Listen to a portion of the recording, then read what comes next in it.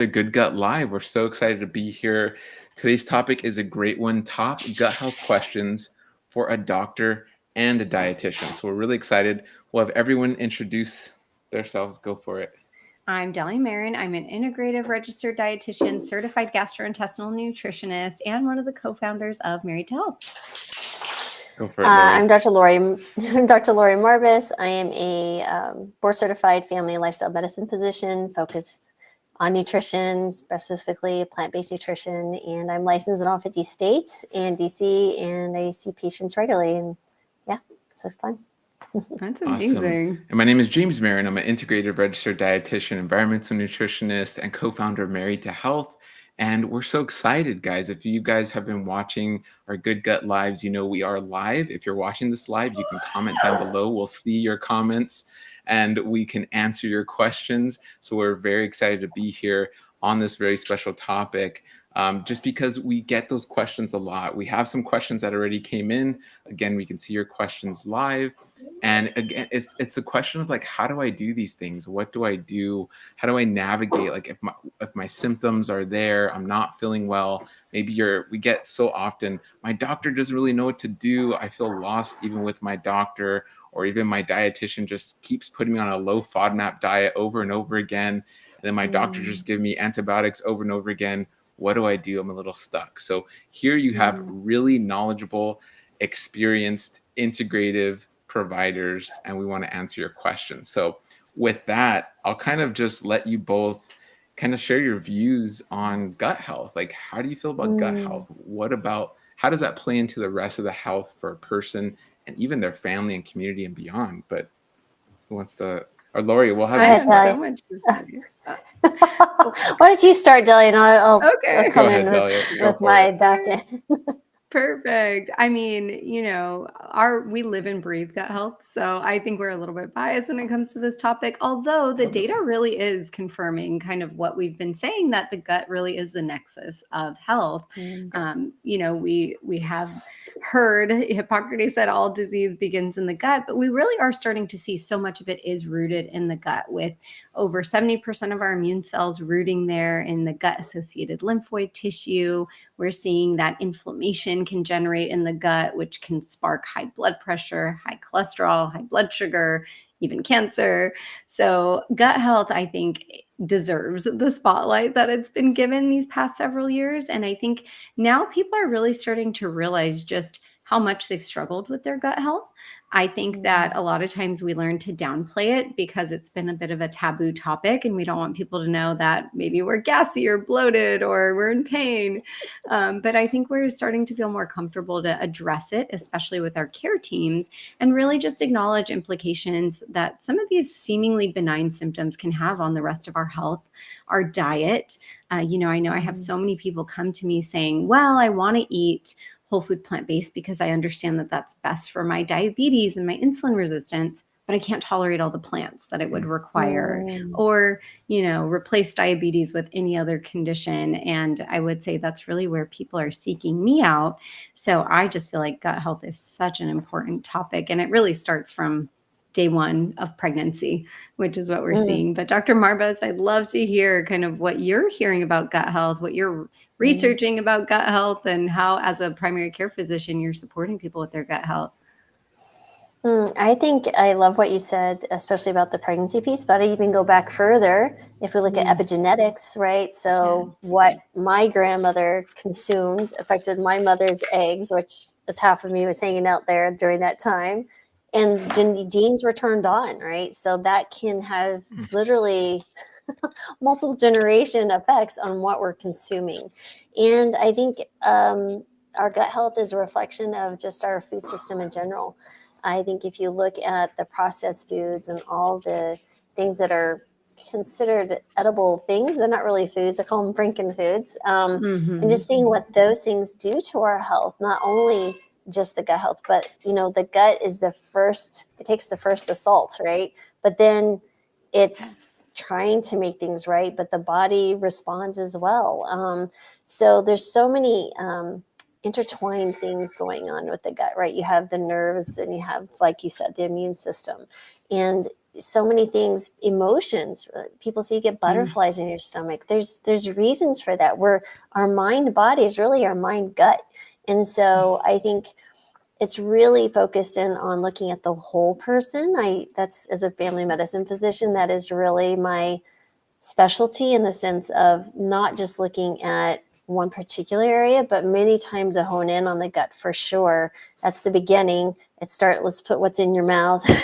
How does that respond? And then looking at a variety of different things, because I, for example, work a lot with diabetics. This is one of my favorite things, is insulin resistance. We are talking a lot about what's going in their mouth, obviously. But we also talk a lot about mental health, right? The stress component, sleep, movement, all of those things will integrate back into gut health as well. So we can approach it in multiple ways. What's going in, but what are the other inputs that we're doing that also affect gut health? Because we are an integrated being. We are not just the mind or the brain, an eyeball, a hand.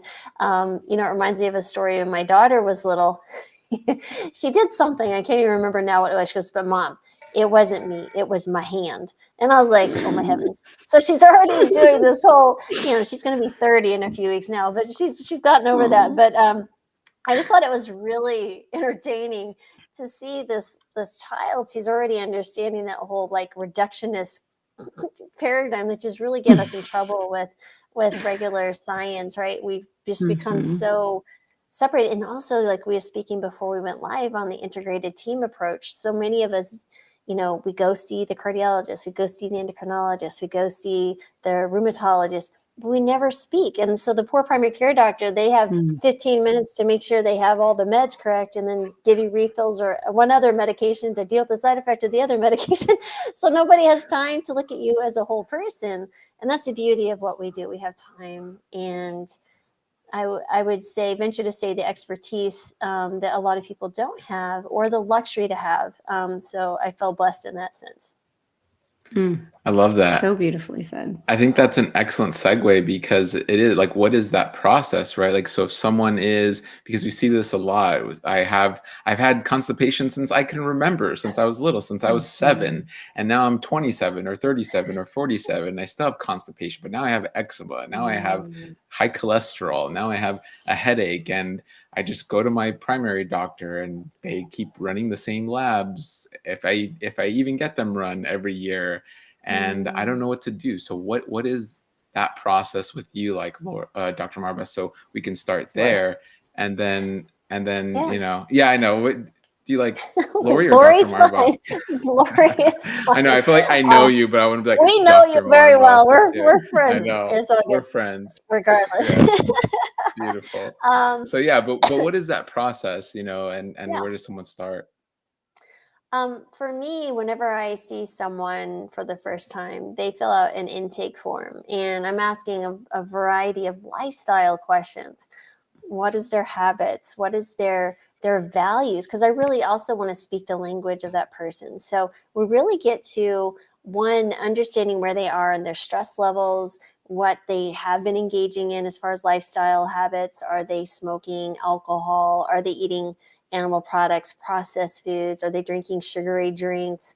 So I understand where is even the tip of the iceberg, that, it's an easy win, because if we could start with the easy wins first, maybe it's giving up one soda a day, or incorporating, one healthy plant-based meal a day, and just doing that slowly. That's the beginning. One is understanding on a personal level where our relationship will begin, because building that trust is really important to us to advance. Then as we go along, there actually might be, labs. I have particular labs I like to check on people who are consuming a plant-based diet, but there might be more specific ones. If someone is coming in on a regular standard American diet, they're dealing with diabetes, cardiovascular disease, all sorts of, you name it. There's a host of things that people throw at me, because a lot of times they'll come seeking out alternative care, although I don't like to think of myself as alternative care. I'd rather consider myself the way family medicine should be care, but that is what it is.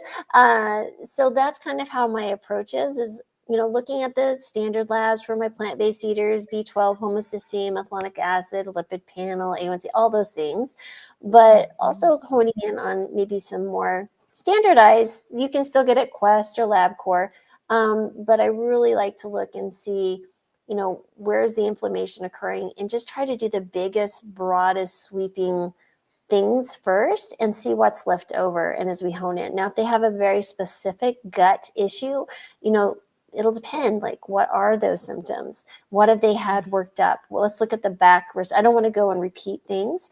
I don't want people to be frustrated because, like, I'm getting more labs or I'm getting more tests.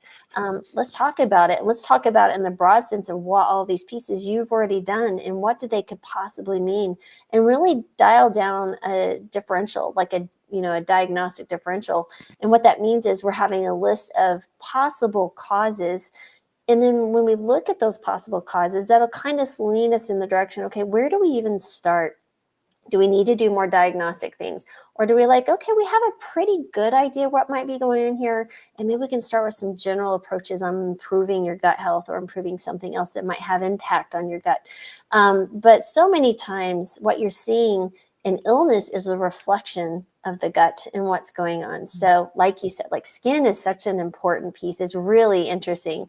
I had one patient years ago who was 8 years old, and her mom called in. I was just seeing, it was more telemedicine, and it wasn't even like a plant-based telemedicine. It was just a general telemedicine. It was before I even launched plant-based telehealth. And she's like, she's had eczema since she was 3 months old. It's getting worse. She's been on oral steroids, every conceivable topical medication. It's spread. She's embarrassed to go to school. She's in pain. It was like really rough texture skin, like literally from her belly down. And she was like, she won't wear shorts. It was terrible. So we sat down and we just started talking about, what are we eating? I said, why don't we just start by removing dairy products? And because remember, part of gut health is removing what's causing an issue and then going into the repair, right? So there's kind of a removing the cause, restore and repair. And just by doing that, within 3 weeks, mind you, she was 8 years old, completely cleared the eczema. She lost 5 pounds just from the inflammation alone. And it was really funny because before she left that first time, when I was talking to her and her mom, I was like, remember, you're not a baby cow. You are a human. And she came back in 3 weeks. She goes, Dr. Marbus, I've been telling all my friends that I'm not a baby cow. And I feel great, and she came back a year later and is still doing fantastic. So those are the things, those very simple fixes. We just got to take a very logical approach and don't get emotionally attached to their food choices, but understand our food choices really will dictate our health. We should be more emotionally attached to how we feel every day versus what we're putting in our mouth for a very short period of time. That is so important, I think, for people to keep in mind, but so difficult to do sometimes because there's such a gap between what we want to do and what we are doing. And in between that gap are the communication signals our body is sending to us in these different symptoms that we're expressing and these different symptoms that we're feeling. And so we are talking about it and saying like, yeah, just make all these changes. But, there is so much culture. There is so much emotion that we unfortunately have learned to attach to our food. And we perceive things to take too much time or less time. But it can make such an impact. So that story that you shared of just removing one single category of food, just foods in the dairy category, cleared up 8 years of eczema for this little girl and likely prevented so many more conditions down the line, because if it's causing that much inflammation to, really create eczema in her, what else down the line would that have led to? So important for us to just, like you said, stop and listen to what our body's trying to tell us and why. And that's an area you're used to. So as a dietitian in this, what can you add to that? Or what's kind of the process with your patients that you're going through? Yeah. So just kind of hearing what they're saying. I just last night saw a patient and, he came to me and he was like, yeah, my wife wanted me to see you because her friend sees you. And I'm okay. I've just been removing gluten, dairy. Tomatoes don't make me feel well either. And neither do strawberries. And and he went on to name about 20 different types of food. I can't have carbonated drinks either. And this I can't have. And I was like, So, But it's fine. but he's like, yeah, he was But it's trying to tell me, fine. I'm fine. I'm just here for my wife. Yeah. So Oh my I'm trying goodness. to really, one, explain to him it's not fine if you're feeling the need to cut out all these whole plant foods. You're really just Right. evading symptoms. You're not curing yourself, because even with that whole laundry list of things that you're not eating, you still don't feel amazing. You're still sometimes bloated. You're still sometimes having irregular bowel movements and cramping. So there's definitely something there. And then he also shared with me he's been taking an antimicrobial supplement for years. And so even with that, he's still not feeling his absolute best. So it was really just assessing, okay, let me hear what you're telling me. It sounds to me like a lot of the foods you removed are more fermentable, high FODMAP. Why are you reacting to these more fermentable carbohydrates? There must be some type of imbalance in your bacteria or your microbes living in your gut. Something might be off with your motility or the barrier of your gut to help you break down some of these carbohydrates and properly digest them. And then a lot of the foods that he described to me were high in something called histamine. So as he continued to say things, it kind of became a joke during the visit. He was like, let me guess, mushrooms are high histamine too. And I was like, yes.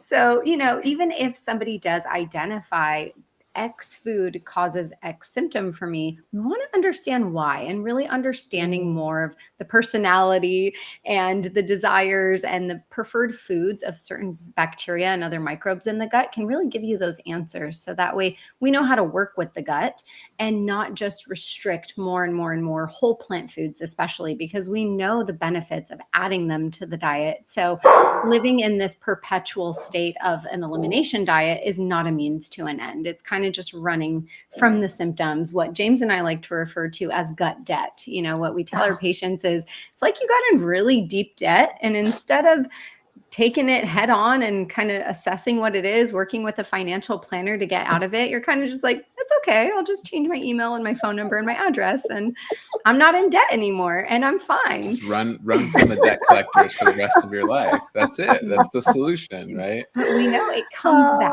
One day it will show up again. You will need to buy a car. You will want to buy a house. You will have something that you want to open up a credit card for. So if that's what you're living in, it's not true healing. And I'm sure you've experienced something very similar as well with your clients. Yeah, no, this is health karma, right? Yeah. So it really is. And just sticking our head in the sand, so to speak, is not going to make us well. I think a big piece that I see is one, we live in this world where people want instant gratification. So if I just remove this one food, that'll be the answer. Or this one piece, they don't want to take the time to understand we're complicated beings, and that we do need to take a holistic approach and speak to someone who has the time to sit down and look at, what are your symptoms? When did it start? Kind of being a detective, just like you were, right? It's like, okay, let's put these pieces together, all the puzzle pieces.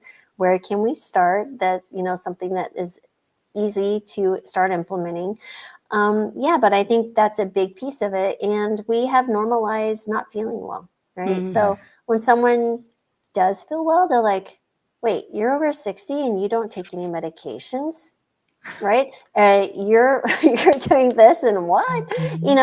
Why should it be the abnormal to see someone living a full and rich life in their 70s, 80s, and even to their 90s?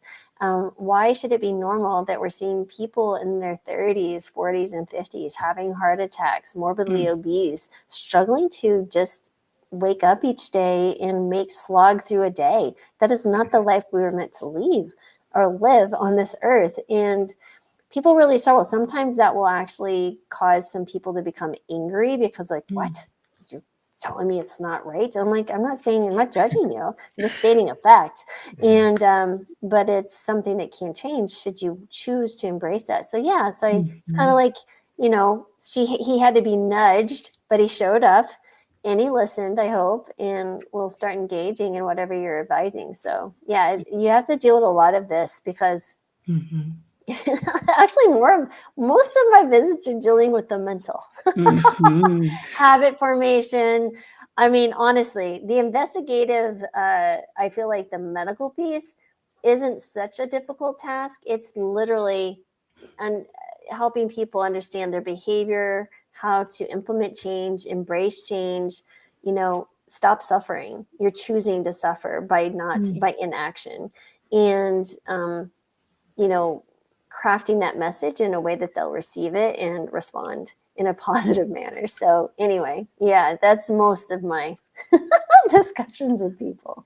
I love it. And then to great. reiterate integrative care, right? And integrate, you'll hear us probably say this even more throughout the video, but integrative is just what seems disconnected is actually connected, right? That's the idea of integrative care. And this is it. It's going like, oh, these foods are bothering you. And that's why as a dietitian or someone knowledgeable in those foods, you realize, oh, these foods have a virome and they have bacteria and they have histamines and some have lectins, all these other components of the food that the general population isn't aware of because they're not dietitians or doctors with this knowledge, or they haven't, spent hours and hours looking at the research and studying this.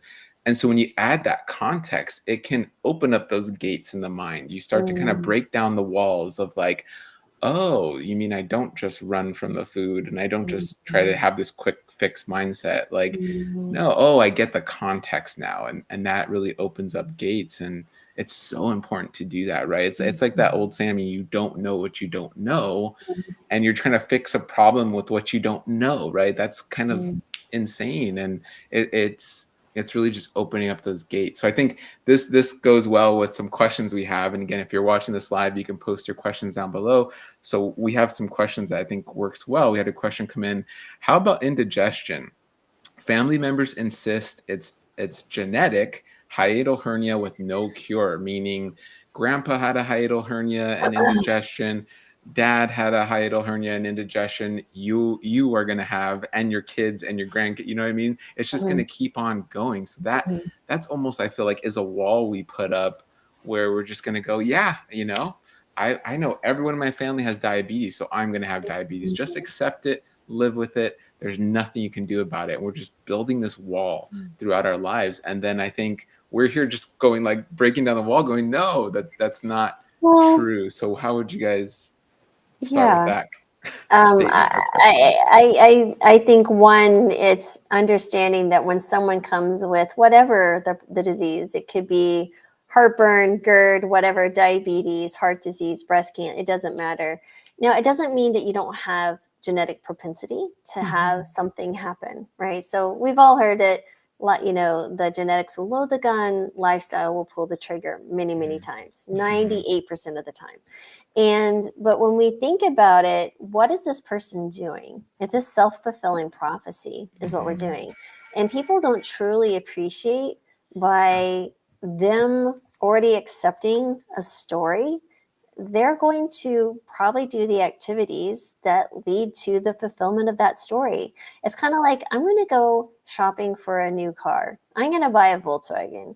Well, suddenly, Mission Viejo, California, everybody's driving a Volkswagen because my brain has been associated with looking for that. So if I understand that everybody in my family has heartburn or has diabetes, I'm going to be looking for that in myself. So one, you probably won't start engaging in activities or health activities that will prevent it because you don't understand that you can. So you just continue down with the habits, the lifestyle habits that you were taught, how you were eating and everything else. You go to the doctors who tell you, yes, you have genetics. Here's another pill. Oh, there's nothing you can do. Oh, you'll have it forever. Instead of looking at alternatives and understanding, we didn't develop this chronic disease that we're seeing, this robust chronic disease narrative in this country overnight. This was probably in the last 50 years. Our genetics hasn't changed. We weren't this sick 100 and 200 years ago. We are very sick now.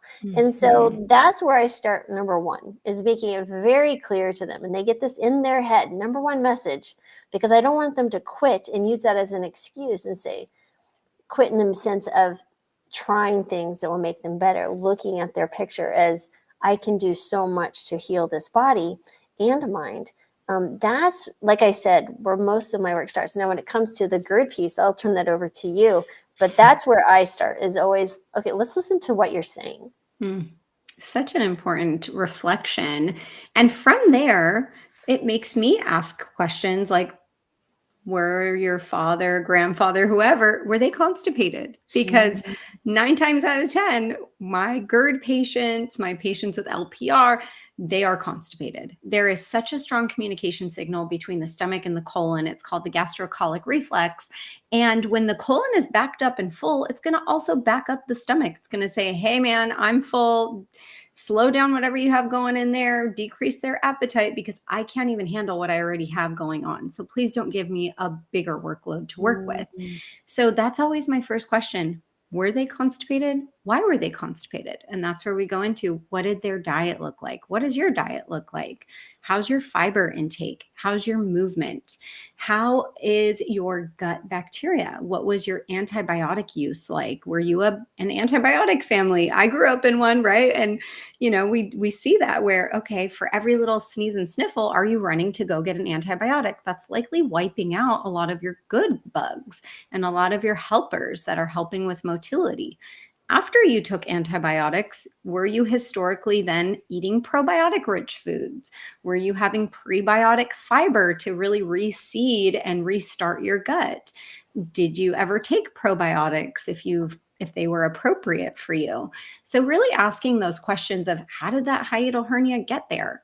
And how is everybody developing this reflux and this LPR? Because absolutely, it is more of a lifestyle. Certainly, there's that very small percentage of genetic factor to it, but most of it certainly is lifestyle. So really reflecting upon those things, because almost always when my patients start having regular, complete, and satisfying bowel movements, they come back and they're like, guess what? My reflux is gone. Or I'll ask them about it. Hey, how's your reflux? How many days a week are you having it now? Oh, I forgot about it because I actually haven't really been having it anymore. So it's asking those questions as well. What's going on below to give you these signs and symptoms and signals up top? And the last thing I'll ask about usually is that gut-brain connection. What's your stress level like? And how is your vagus nerve, which what I call the elevator that connects the gut to the brain is that nerve. How is that doing? Are you in a really tense and stressed state very frequently? Because that could also be slowing down your gut motility, and that can be affecting the flow of things. So we do know that absolutely can play into reflux, LPR, even the development of a hiatal hernia. So those are always things that I'm ruling out, I'm investigating, and I'm trying to support as a dietitian. So we're talking about squatty potties and eating fiber, and if necessary, adding a nice hydrating fiber powder or whatever else is needed to just really get them going and going well. Because it's not enough to just go every day. You need to make sure it's complete and it's satisfying. So I really want to get this across that, it's just like, it's so crazy because we see this in so many areas. There's so many examples of this adaptation, right? Where if I move to Alaska, or I should say, or even China, right? If I move to China, I'm going to learn the language. I'm going to adapt to the culture. I'm still going to be me, but I'm going to take on adaptations that help me survive and live. Our body is very similar, right? We see this in the science, especially in the gut microbiome and the new research coming out. What we're eating, what we're putting in is going to help our bodies and our health and our overall physiology, right? Our organs and tissues, and membranes, and the list goes on, adapt. And we literally know what we're putting in our body. I think people either don't know or forget the food you literally eat has DNA. And that DNA can be transferred into our DNA through a very cool process, but I won't get into that. But the overall point is just like we can adapt in these macro, like outside clear examples. Our body is doing that at the tiniest level all day, every day, with every meal. That's really where our catchphrase came from, is heal with each meal. Because with each meal, you can drastically change things in your gut, in your whole body, day after day, week after week. And so your genetics do not define you, right? The fancier names are nutrigenomics or epigenetics. It's all these really cool areas of studying and going like, whoa, you can alter your DNA, so to speak. You can alter your health just in the same way. If you move somewhere and you're going to alter the way you speak and how you live a little bit, your body can do that for the betterment of your health, your symptoms, your overall well-being. And it's really cool. So yeah, that is really cool. All right, let's keep going with some questions. Another one, what do you think, Delia? We have 2 questions on different types of colitis, and I always Yeah. like talking about this because Go for it. I think there's so much misconception around different types of colitis, but one person's asking how to approach healing of microscopic colitis, Mm, and then someone else is asking about ulcerative colitis. And I mm, always like to explain the difference between the two. Microscopic colitis is really from inflammation in the gut. Whereas ulcerative colitis not only involves the bugs that live in your gut, the bacteria and other microbes, your immune system has really put itself in the mix as well. And now it's more of an autoimmune condition. So, microscopic colitis is one that I have seen reverse with just pure lifestyle, whereas ulcerative colitis, and now again, something that's involving the immune system, can often necessitate medication, especially to induce remission. And just to say Life really quickly, colitis is just inflammation of your in colon. Your colon is inflammation. inflamed, right? And it's like Mhm. inflammation's good, but this is like on fire a little too often. It's uncomfortable. You're getting symptoms. You're not feeling well. Yes. So So, microscopic colitis is saying, oh, there's a little fire and maybe it got out of control. Maybe we threw a little few too many logs on that bonfire and now things are starting to burn in the surroundings, which ends up being first the mucus barrier, the mucosal lining of the colon and of the gut. And then ultimately it can damage the tissue, the gut epithelia. And so there is some of that microscopic inflammation in the lining of the colon. But again, that is something that's a little bit more manageable where we're saying, oh, we're seeing it. So let's try to dampen this fire and reduce this fire so it's more well controlled and it doesn't continue to cause more and more damage. Once you get into ulcerative colitis, there's been a much more significant amount of damage. And we know ulcerative colitis is, again, autoimmune and it's an umbrella term. And underneath that could be Crohn's, which can be involved in both the small intestine and the large intestine, or just ulcerative colitis itself. So both are under the umbrella of inflammatory bowel disease, rather, where just the bowels are inflamed. And we know there are risk factors for both, but both do involve the bugs that live in the gut. There's more and a higher percentage of that inflammatory bacteria and other microbes.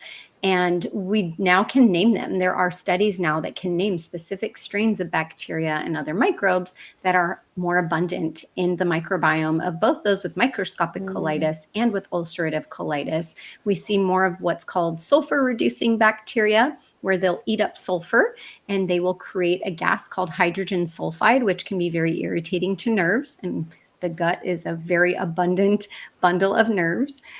We see a lot of yeast overgrowth also in those with microscopic colitis and ulcerative colitis. So now we're learning how to kind of play with the bugs, but we also see in both heavy antibiotic use. We see stress as being a large factor. And then the biggest factor tends to be inflammation coming from diet and lifestyle habits and factors. And we do see in studies that ulcerative colitis, especially, tends to be diagnosed in the 20s and 30s. I do tend to hear a lot of my patients tell me, yeah, after college, I was super stressed, eating like crap in the dorms, partying every night, and binge drinking. And then I was diagnosed with ulcerative colitis. Um, and now we're seeing that colon cancer is the fastest rising cancer in those 20 to 50. So keep that inflammation going and those cells start to mutate and turn into cancer. But there's so much that can be done and so much that I love suggesting. Lori, I'd love to hear whether you've worked with those with microscopic colitis or ulcerative colitis and what some of your favorite suggestions are.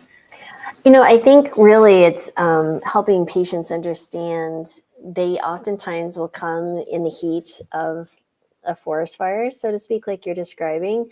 And it's really important that they get the forest fire under control because you don't try to plant trees in the middle of a forest fire. So that's why I appreciate and help people understand there is absolutely still a place for medication.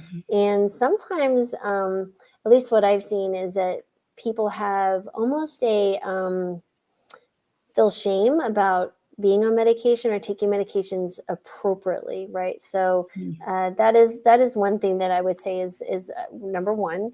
And number two, it's really removing the offending agents to get started, right? So we don't want to keep feeding the forest fire. So this is where we talk about removing the dairy, the animal products, And then you have to do a very gentle integration of those plant foods, right? Because they can't just go right on to eating some raw salads, and we're just going to cause a lot of, GI upset and continue there. So really, when it comes to my personal experience and what I've done, if someone is very, very ill, I'll make sure that they have a specialist like gastroenterologist, RD like yourself, to really help manage, let's get this tamped down.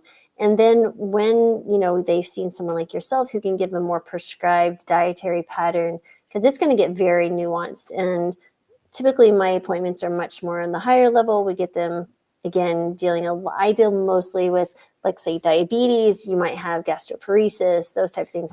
Definitely have GI issues. But when it comes to ulcerative colitis and the microscopic colitis, I typically, I may actually diagnose it because it has not been diagnosed. That's more common than not.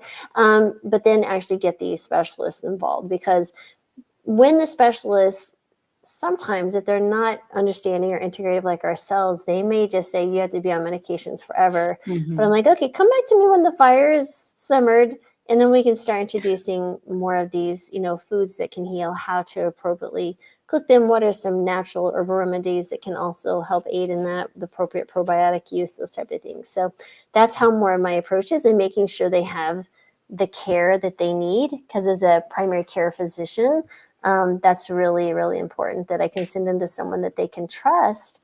But sometimes they're limited by, geographical location. I lived in Western Colorado for many years, and you had to travel over the Rocky Mountains to see a specialist. So we did what we could. We got people on the phone and said, what would you suggest? Or, back then we didn't do this as much telemedicine stuff. And so that's typically my approach, and really enlisting the aid of, I would say micro specialists like yourself. I love it. And that's where it's so important, yes, to have that full team, because your primary care doctor is your anchor. They hopefully have been with you. They understand your story, how you got there, and they're really going to help navigate the team. They're like the general contractor, right? And they're going to kind of navigate each person who's working on that job. And so it's so important. I sometimes have patients ask me, like, oh, why do I need a primary care doctor or gastroenterologist if I have you? And I'm like, because I don't do the things that they do. I can't give you a colonoscopy and prescribe meds and diagnose you with anything. I'm just here to talk about nutrition and supplements when necessary. So it's so important to have the appropriate players in the game, because we're all going to bring different information and a different specialty. But yeah, with colitis in general, we're going to talk depending on what stage that person has, because we know even with ulcerative colitis, there's different stages of it, right? Do you constantly pass blood when you're having a bowel movement? Is there mucus in there? Do you have pain? Do you have urgency? What stage of your colitis are you in? Are you near remission? Are you just completely out of control? And we'll assess what are your symptoms telling us? And then what are your labs telling us? What are your inflammatory markers telling us? Your calprotectin and lactoferrin? What does your colonoscopy look like? Do you have ulcers? Do you have damage in the villus structure? What are all those things telling us? Because then we're going to alter the diet even more as necessary, where maybe not just picking certain foods, but also we're really breaking down the fiber in those foods. Still getting the benefit of the fiber, but the fiber is not causing irritation as it's moving through. It's so important to have that complete care team, because I often have patients ask me, well, what do I do? And they're like, I don't want to get a colonoscopy. And I'll be honest and tell them, I can't tell you what to do, because I don't know where we're starting from. It's important for us to have that complete picture, so we really understand what appropriate medical nutrition therapy you need, or else we're kind of just shooting in the dark and we run the risk of maybe doing more damage.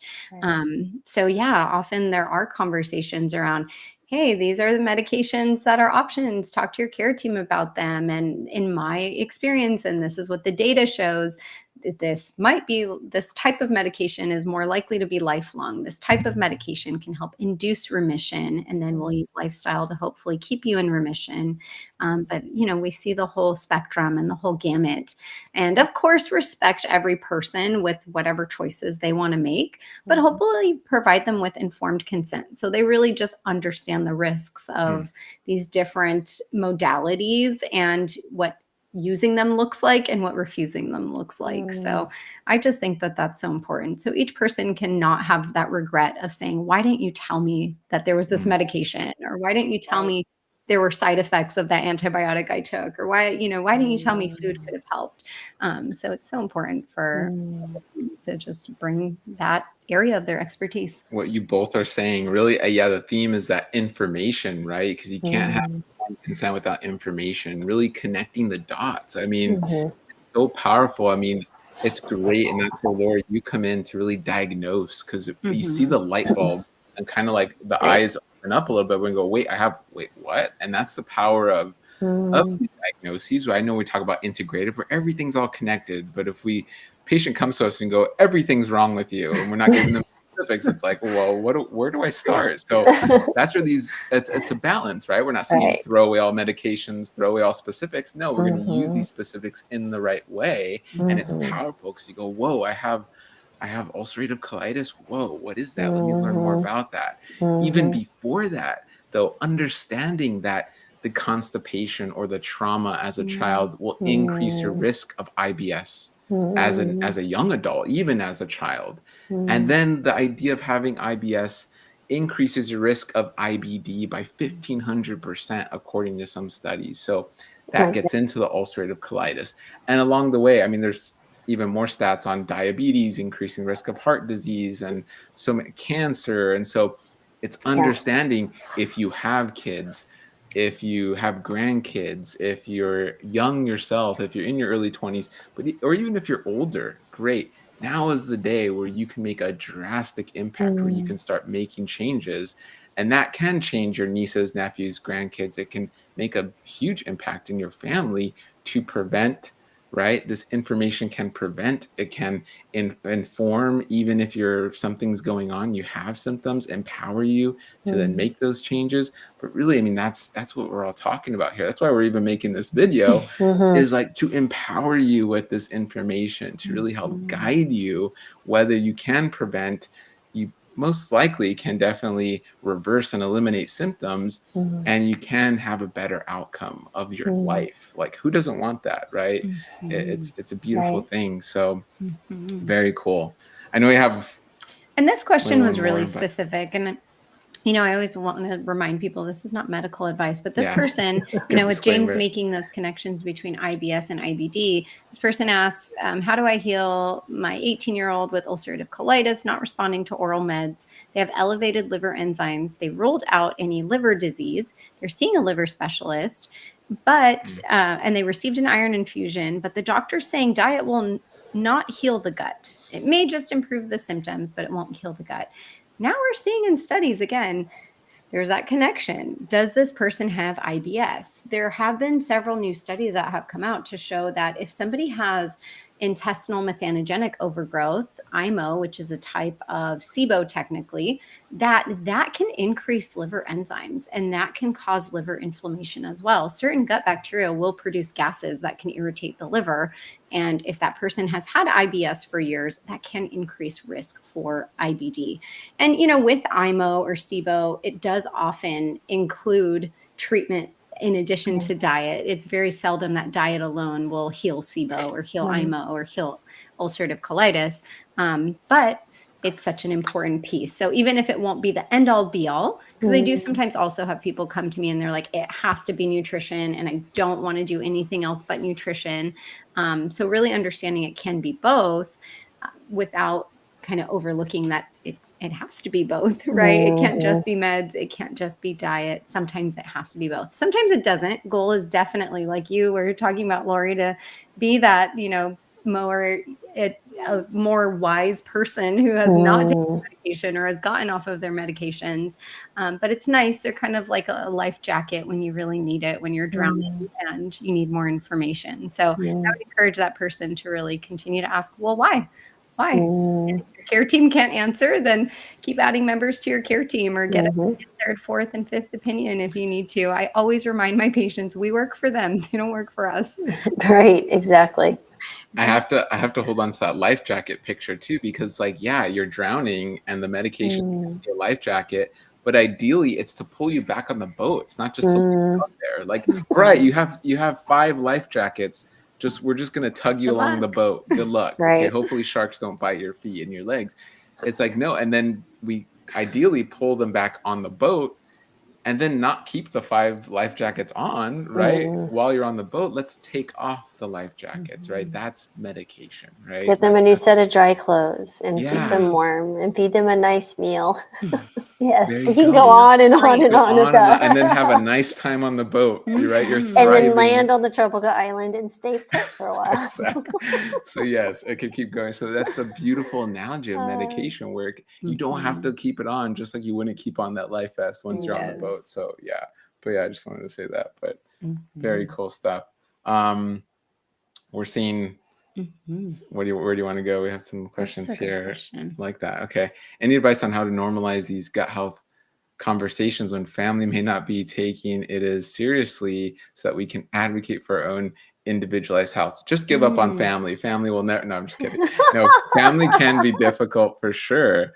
And it's hard to send a changed person in an unchanged environment. So this is Yeah. a really good question. I'd love to hear Yeah. your thoughts on this, Lori. Yeah, so I think this is with anything, right? So I think this comes out a lot when people just even embrace a plant-based diet, not even necessarily to engage in trying to reverse a particular disease process.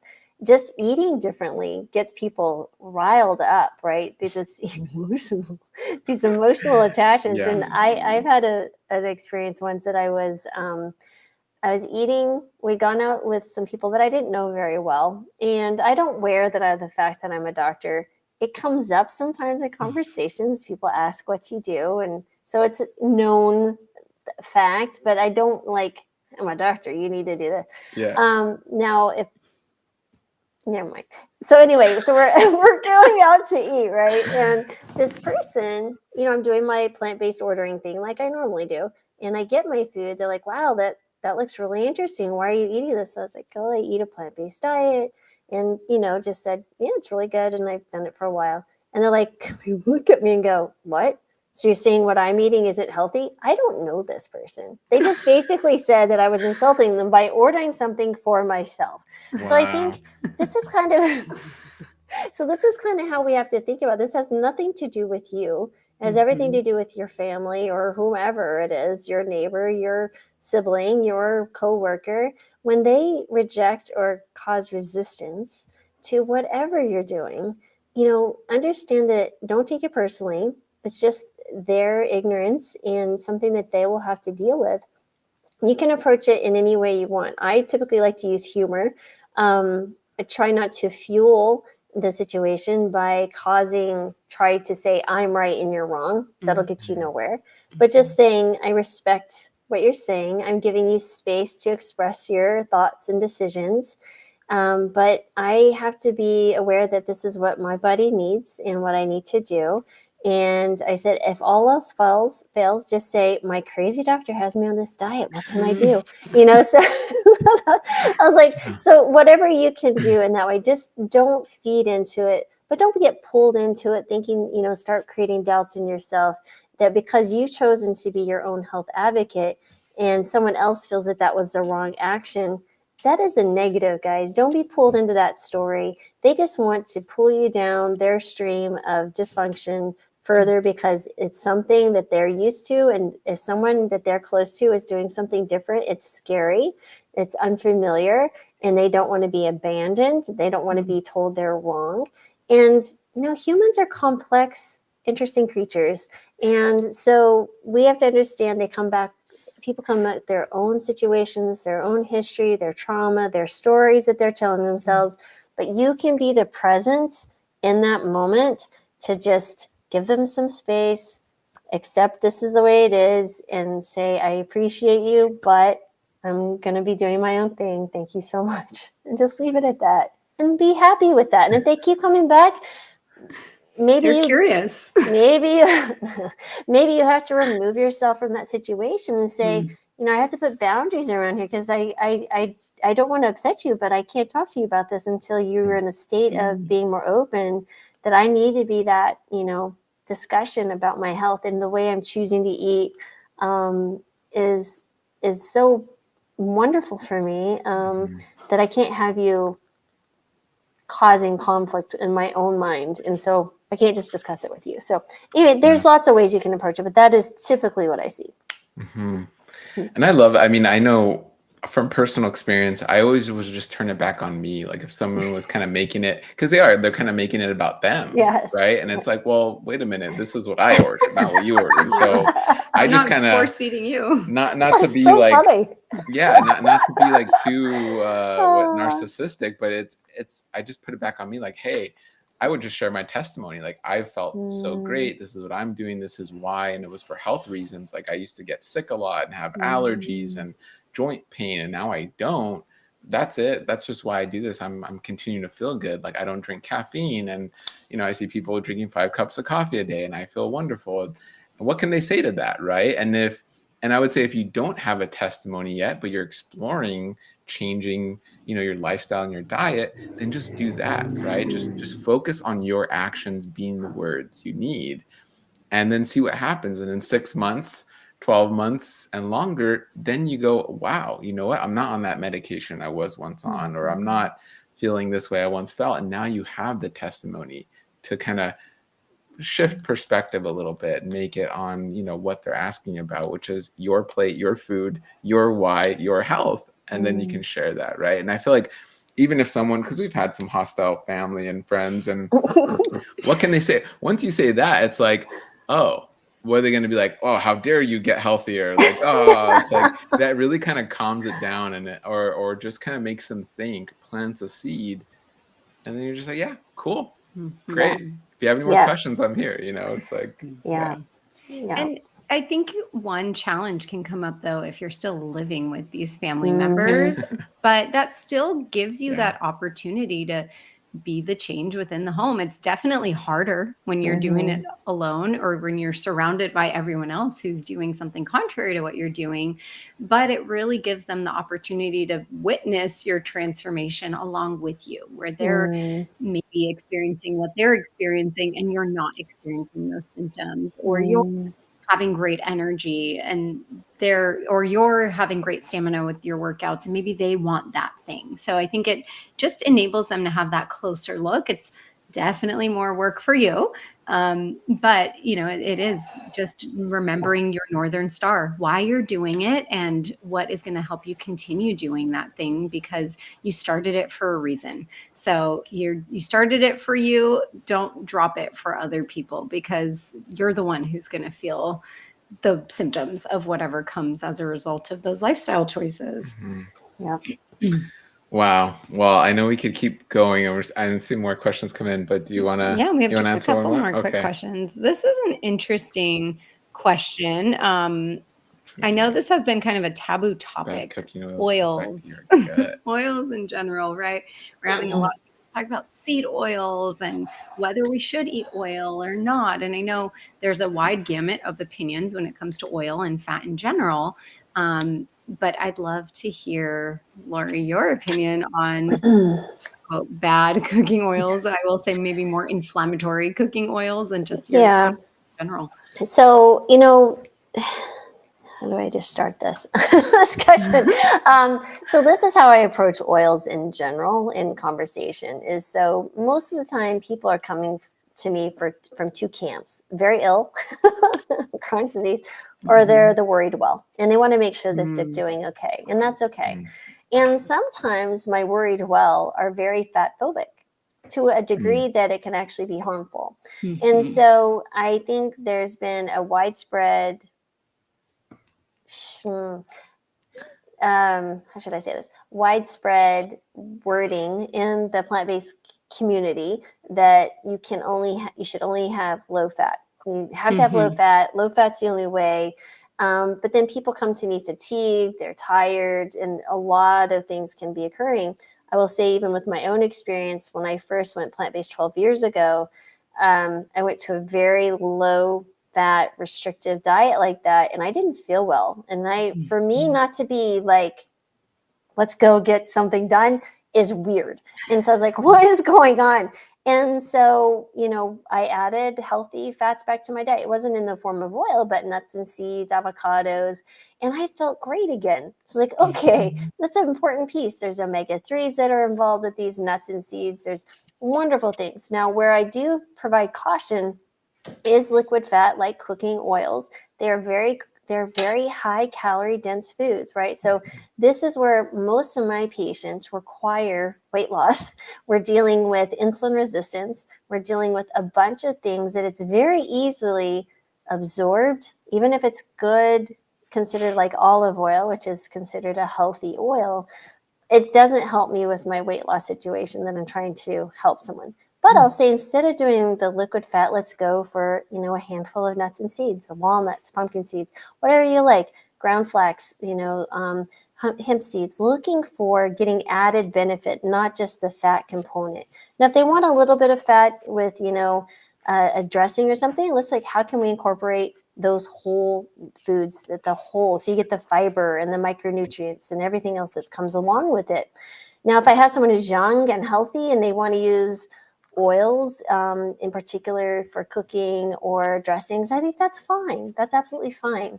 But we want to be very mindful about what type of oils we are using. And I'll let you take it from there. But I typically reserve, saying try to stay away from coconut oil just because of the high saturated fats. Mm-hmm. I'm dealing with patients typically with cardiac disease, like I said, insulin resistance. So these are just things that I don't want them adding back into their diet. But from the gut point, I'd love to hear what you say on that. I'll comment I'll let you take it over, but the data's there, right? And I think it's just not in plain sight of going fat in general and too much hyper refined fat. But really, I like to talk first and foremost about the gallbladder, right? So we're seeing the gallbladder of 2.4 million just Americans a year being removed. And this is directly related to the amount of hyper refined fats you're eating, right? So it could be in a tortilla chip that's deep fried. It could be in that steak from a sick cow. It could be all the cheese, or it could be refined oil that you're cooking with. Or in a dessert. Or in a dessert that's full of just refined fats and oils, and even sugar. If you're getting excess refined sugar, turns into fat, right? Triglycerides in the liver. So adding this context, this isn't to say go fat free like the message was in the 80s and 90s and just take out all the fat, just never eat fat. No, it's the type of fat, and it will have a direct impact on the gut. I'll let you kind of take it from there.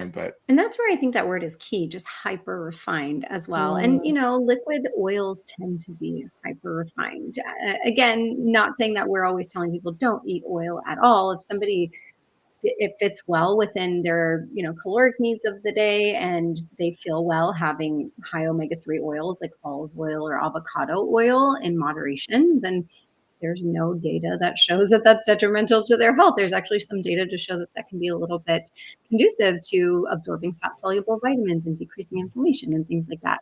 But I think when it comes to these oils, right, when we're talking about high omega-6 oils like soybean oil, sunflower oil, palm kernel oil, where are you even finding that? Usually it's in a food anyways. So foods, yep. Yes. So I really don't think that that's the focus. It's not necessarily the oil. It's who's the medium to carry the oil into your body anyways. That can be your overall gut health or your overall health. Right. So, rather than focusing on these tiny little minutia, not that nutrition isn't nuanced, it's saying, what is my overall dietary pattern looking like? Am I intaking whole food omega-3s? Am I getting in my nuts, my seeds, my avocados? Can, a little bit of avocado or olive oil fit into that? And then, yes, am I coming in with some type of risk or disease? So do I need to be exceptionally more careful? And even for the gut, avoid saturated fats, because studies do show that they also can induce more of that intestinal hyperpermeability, or leaky gut is something that, we commonly will call it. But yeah, asking yourself, what whole food is bringing you in palm kernel oil or soybean oil? Really you don't snack on that step palm back. Kernels and seeds. You don't snack on cotton seeds. Make cottonseed oil. Goodness. So, think of the food the oil's coming from, like cottonseed oil. Who eats cotton seeds? Palm kernel oil. who eats palm kernels? Like where are these oils coming from? They're really just Right. waste byproducts from the ag industry that they're just putting into waste products, which are just these hyper processed foods. You're going to find these in just really the lowest quality cakes or little like shelf stable cookies and muffins and things. This is It's not like, food. it's not It's food. It's franken just, substances that are edible. Yes. yeah. And that's where I think whether replace the word fat or oil with a hyper amount of hyper refined proteins, that's also not great for your body, right? Right. You're not wanting to consume large amounts of soy protein isolate or, Right. whey protein or whatever it is.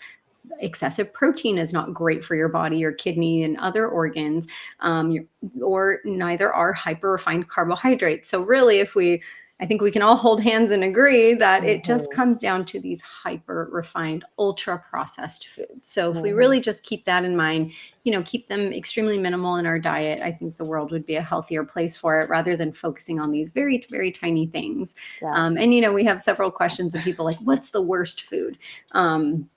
And I think the foods that are hyper ultra processed are not Yes. conducive to your best health. So In any shape or form. yes. Yeah, I want to make it clear, like broccoli, grains, like whether it's quinoa or whether it's like wheat or whether it's I don't know, millet or nuts, Brazil nuts, peanuts. Like I would say there's really no whole plant food. I'm like, okay, peanuts are the worst. No.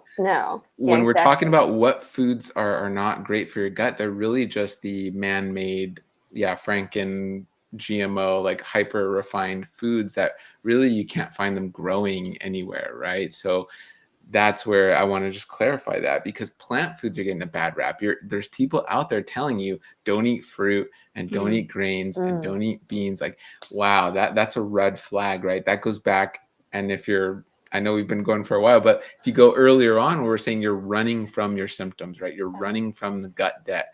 That's what they're doing, right? They're going, don't eat grains because it's going to make you feel bad. Well, why are you feeling bad? What's at the root of that? Exactly. You're running from it. You're just running from it. Yeah. Exactly. And you're not going to reach that place of healing and vitality. So if your goal is to heal your gut, to reduce your insulin resistance, improve your glucose, improve your cholesterol, improve your body composition all around, the answer is plants. So adding more plants to your diet. If you find that you have symptoms when adding those plants, that's when you need to work with someone, because the answer is not just cutting out those plants. So my end all be all the time is try to eat at least those 30 different types of plants per week. That is very conducive to great gut health, and try to get in your probiotic foods. I always recommend that, especially for those on a plant-based diet, because usually they're not getting in enough probiotic foods. So trying to get in those 4 to 6 servings of probiotic, not just fermented foods, but probiotic rich foods is also great for the gut. So if you're doing those 2 things, you should be doing pretty well. Feel free anyone to jump in. I'm going to also say okra, specifically for this question I saw come in. Okra, chia, gooey foods, oatmeal, Aloe. Yep. Yeah, aloe, these gooey foods. When we're talking about lining, and it's really not just your gut lining. If you think about it, we have a mucosal lining starting from our mouth and our nose all the way down to the very end, right? And so you're going to help that lining. And Include those in your beautiful. 30 plants per week. Yeah. All right. Yeah. We got to touch on quite a bit. Any parting words of wisdom that you have for people, or if they want to work with you, Dr. Marbas, we'd love to hear what you have to say. Thanks. Yeah. Wow, this was amazing. I think it all comes back to don't be afraid to ask for help, right? So if you're stuck in a situation where you're not happy with the care that you're giving, it's okay to ask for additional opinions. And if the physician or whomever has a problem with them getting a second or third opinion, these are not the people that you want to be working with, because they don't have your best interest in mind. Like you said, we work for them, they don't work for us. And in that segue, if they do want to work with me, I'm at drmarbas.com, and have all sorts of ways to engage with us, including the Healing Kitchen, which is a partnership with myself and Brittany Giroudi. And we actually meet live every Wednesday. She provides 2 delicious plant-based recipes. We watch her cook it and salivate. And then I answer all the medical questions. And then we have every month expert workshop, which we get you guys scheduled on. And then I provide a workshop every month. So like this month is literally Plant-Based 101. I go over 12 years of seeing thousands of plant-based patients, what to do from A to Z, answer all the questions that they have. Literally, anyway, I've done osteoporosis, insulin resistance, psychology of weight loss, a bunch of stuff. A lot of the questions and things that I get, those come with an ebook typically at every workshop, and those are free to all the Healing Kitchen members as well. So.